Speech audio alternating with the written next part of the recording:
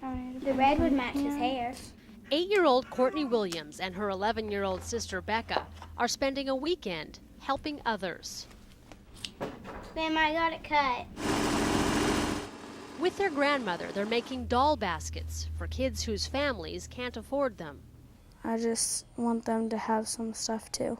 Grandma, I want this. Could you cut it in half? The sisters were inspired after hearing about a little girl who found a doll in a thrift store. The doll was just a cloth body and had no clothes whatsoever. There was a little 5-year-old girl there with her mother. They had come to get some things, and she saw that and said, "Oh, Mother, can I have this?" So Courtney, Becca, and Grandma went to work. They've made 50 baskets so far. Friends at Olney United Methodist Church in Marion, Kansas have donated used dolls and clothing to make many more. First we get a basket and we try to match a doll to it.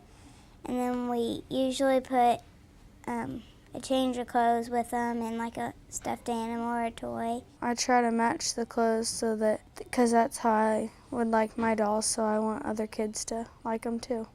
Becca and Courtney put a lot of love into each doll basket, and in the process, get to spend time with Grandma.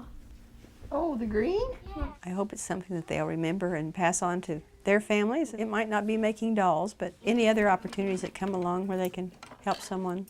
Grandma, does this one fit better? Yeah, perfect, perfect, perfect.